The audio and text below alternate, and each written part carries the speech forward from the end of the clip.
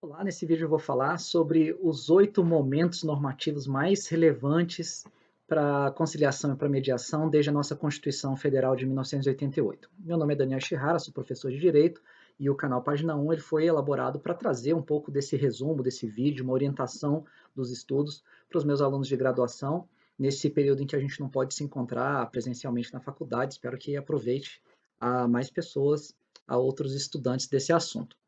Para começar, a gente tem a nossa Constituição de 88, que trouxe lá no seu artigo 98, né, a previsão dos juizados especiais. Então estava ali uma sementinha já tratando de juizados especiais, na época chamados ainda de juizados de pequenas causas, essa nomenclatura estava sendo discutida.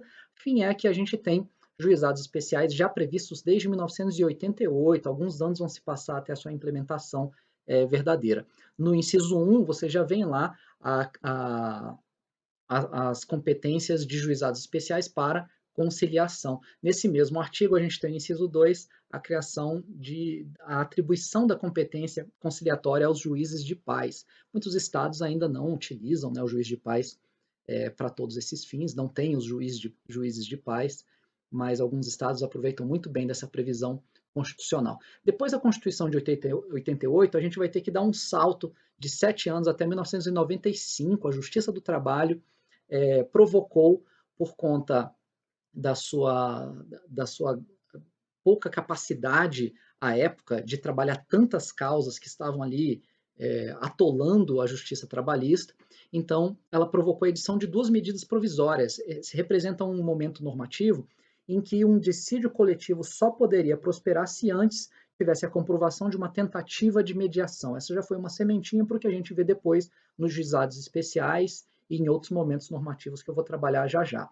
Claro que não foi um surgimento ideal para as autocomposições, porque ela surgiu em decorrência de um superatolamento da justiça do trabalho com processos. Não surgiu da busca do nosso poder judiciário por uma melhor justiça, uma justiça mais adequada, mas foi para desatolar o judiciário. Mesmo assim, gerou bons frutos. Depois dessas medidas provisórias de 95, a gente teve, então, a Lei 9.099, criando os juizados especiais, e aí a gente tinha, conforme o artigo 2º que está aqui do lado, a gente tem lá a orientação do processo, buscando, sempre que possível, a conciliação ou a transação.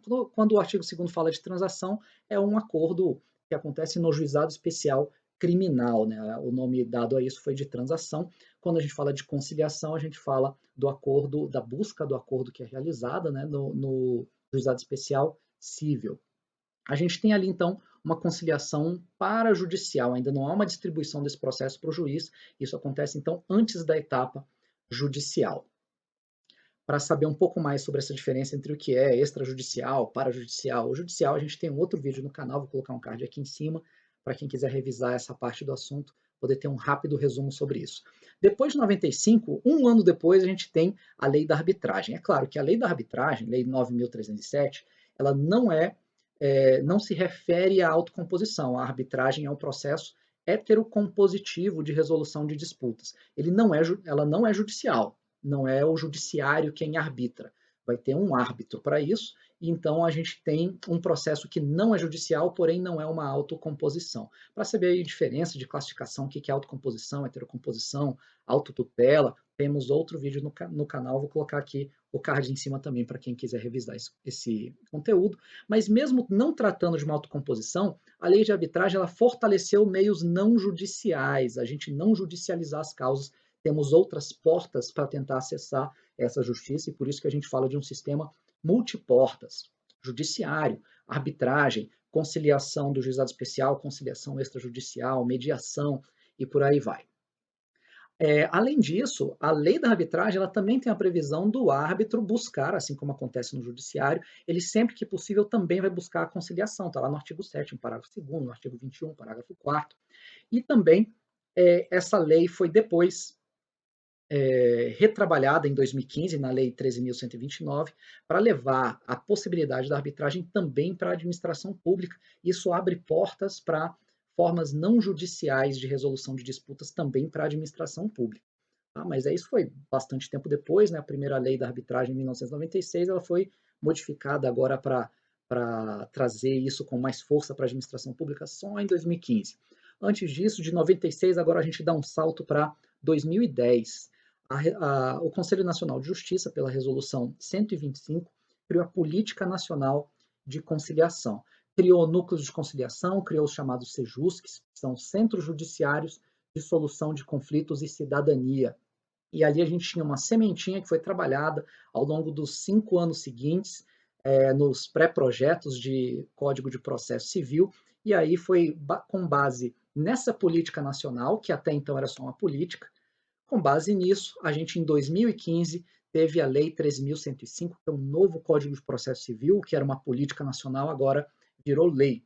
É o nosso processo civil. Então a gente tem ali acontecendo antes do procedimento judicial propriamente dito, ou da etapa processual desse procedimento, a gente tem a tentativa de uma conciliação ou de uma mediação, como está ali no artigo 3º, parágrafo 2º, coloquei aqui para vocês, vou dar um zoom. O Estado promoverá, sempre que possível, a solução consensual dos conflitos. E aí o parágrafo 3º menciona, né, a conciliação, a mediação e outros métodos de solução consensual de conflitos, que devem ser estimulados por todos os protagonistas ali, juiz, advogado, promotor, seja qual for o momento processual. No artigo 165 do Código de Processo Civil, a gente também tem, agora não como uma resolução do CNJ, mas a gente tem no CPC a obrigação dos tribunais de criar esses centros judiciários de solução consensual de conflitos. E assim está no CPC, dentre as diversas outras normas que a gente também trabalha em alguns outros vídeos aqui rapidamente. Vejam que a gente está em 2015 no CPC, foi a consolidação da mediação e da conciliação como uma etapa anterior à atuação do juiz. Para saber mais sobre o que é essa etapa pré-processual, porque o processo ainda não chegou às mãos do juiz propriamente dito, para que ele comece a sua etapa heterocompositiva, pré-processual, porque essa autocomposição acontece ainda antes do processo heterocompositivo. A seguinte, a sétima, a penúltima norma que a gente vai comentar é a Lei 13.140, também do mesmo ano, que é a Lei da Mediação.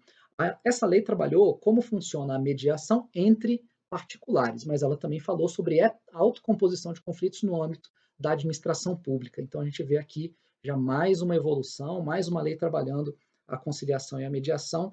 Essa lei é observada também na mediação judicial, no que o CPC é omisso. E aí, por fim, a gente tem um último momento, consolidadas as primeiras diretrizes da política nacional lá da Resolução 125 do CNJ, eles então, pós 2015, fizeram a emenda 2 à Resolução 125, agora estabelecendo que todas as comarcas do Brasil precisam ter os CEJUSCs, os Centros Judiciários de Solução de Conflitos. Também criou o sistema de mediação digital, possibilitando a mediação, inclusive por meio digital. Né? E nessa mesma esteira, no mesmo embalo, o Conselho Superior da Justiça do Trabalho editou a resolução, está aqui do lado, 174, isso já em 2016, para colocar os NUPEC-MECs, os núcleos permanentes de métodos consensuais de solução de disputas, também na Justiça do Trabalho. Foi criado aí o NUPEC-MEC Justiça do Trabalho. Esses são os 8 momentos, né, normativos relevantes na evolução da conciliação e da mediação no ordenamento jurídico brasileiro.